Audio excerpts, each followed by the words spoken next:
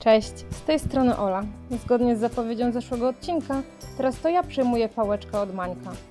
W poprzednim odcinku udało się nam polaminować połączenia grodziska dłubem, więc teraz pora na wykonanie mocnicy pokładowej.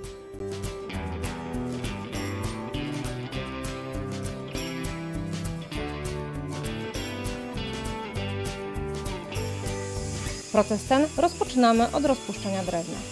Oryginalnie mocnica brutowa sklejona była z 3 listew o grubości 18 mm każda.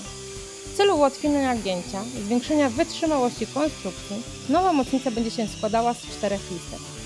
Pierwsza listwa od burty będzie miała 17 mm grubości, ona będzie ukosowana do kształtu kadłuba, a następne 3 listwy będą miały grubość 12 mm. Sumarycznie mocnica będzie miała taką samą grubość, ale generalnie większą wytrzymałość.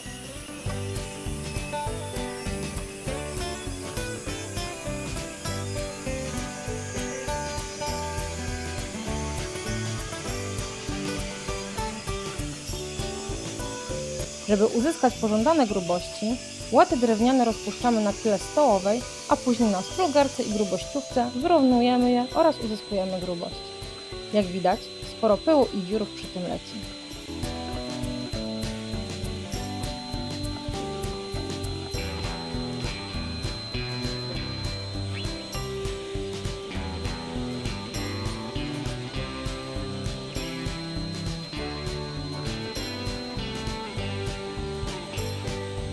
Przed rozpoczęciem klejenia listew do kadłuba jeszcze musimy zapewnić dobry dostęp. W tym celu rozmontowujemy część zabudowy kabiny rufowej.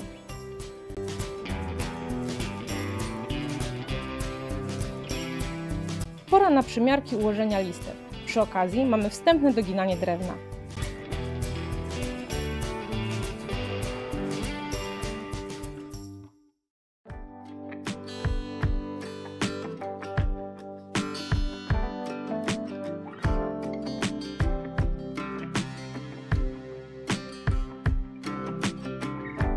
Kleimy pierwszą listwę do kadłuba. Używamy do tego żywicy epoksydowej Epidian 5 i utwardzacza pac zagęszczonych mikrobalonami. Jest to dedykowane rozwiązanie do klejenia drewna. Nadmiary kleju wykorzystujemy do filetowania. Niestety nie wychodzi to nam zbyt super i będzie trzeba jeszcze je wyszlifować.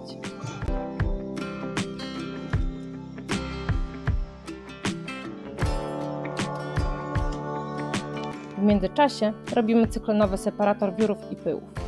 Kilka filmików na YouTubie, stare wiadro po karmie dla psa, trochę zwykłych rur kanalizacyjnych, długa rura do odkurzacza i kilka różnych redukcji, tak żeby można było podłączyć różne narzędzia i za grosze mamy całkiem sprawne urządzenie.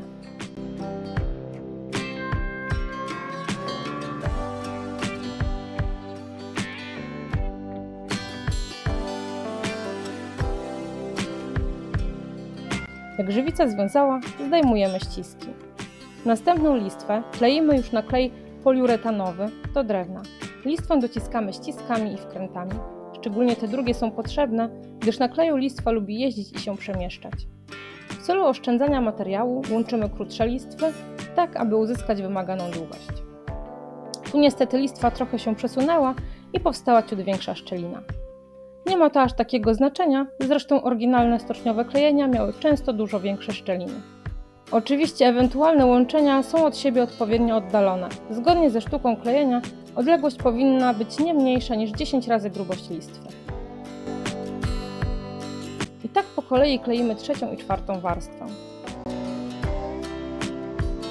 Zanim zaczniemy kleić drugą burtę, musimy zukosować miejsce połączenia mocnic z prawej i lewej burty. Nie będziemy już zanudzać ujęciami z kolejnych klejeń.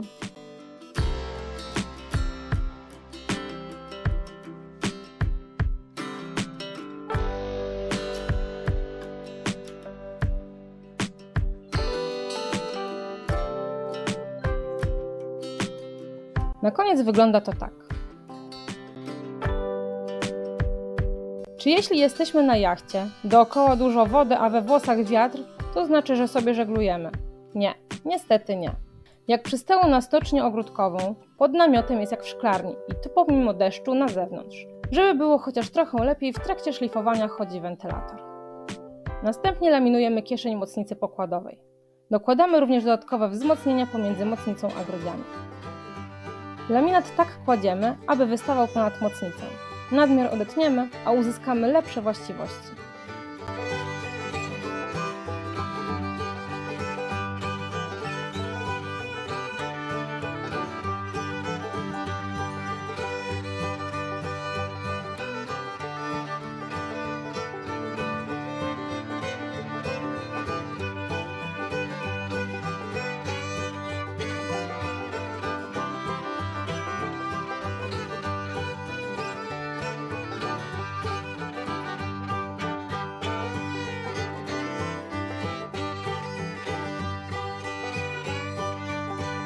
Jak widać na rufie, gdzie łączą się mocnice z prawej i lewej burty, laminat jest o wiele grubszy.